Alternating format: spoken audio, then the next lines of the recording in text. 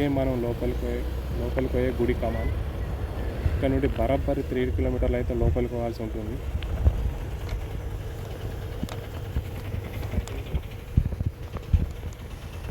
ఇది వచ్చేసి చింతగూడ విలేజ్. కొంచెం బరాబరి మనం 3 కిలోమీటర్లు రావాలి. ఇది వచ్చేసి చింతగూడ హై స్కూల్. ఇది వచ్చేసి చింతగూడ ప్రైమరీ స్కూల్.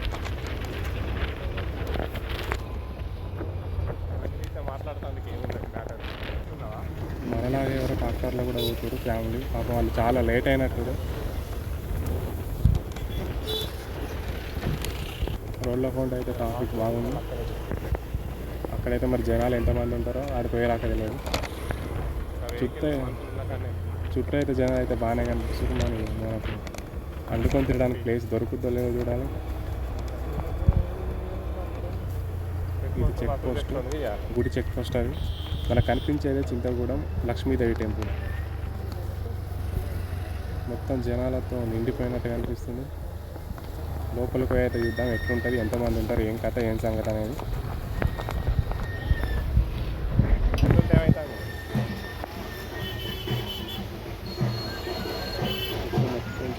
మొత్తం ట్రాఫిక్ బైక్ పార్కింగ్ చూడాలి. చుట్టూ అయితే భక్తులతో బోనం ఎత్తుకొని అయితే వెళ్తుంది. బండి పార్కింగ్ చేసి మనమైతే గుడి లోపలికి పోదాం. మరి ఎంతసేపు దర్శనం అయితే చూడాలి. చుట్టూ అయితే ఫుల్ మంది జనాలు ఉన్నారు. ఇప్పుడైతే మనం గుడి లోపలికి పోదాం.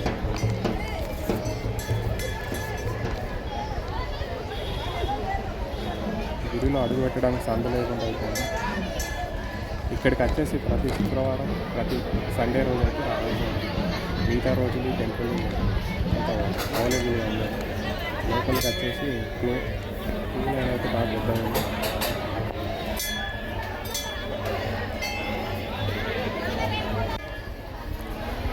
గంట లైన్లో నిలబడిన తర్వాత దర్శనం అయితే పెడతాం. ఫస్ట్ టెంపుల్ వచ్చేసి అది లక్ష్మీదేవి టెంపుల్.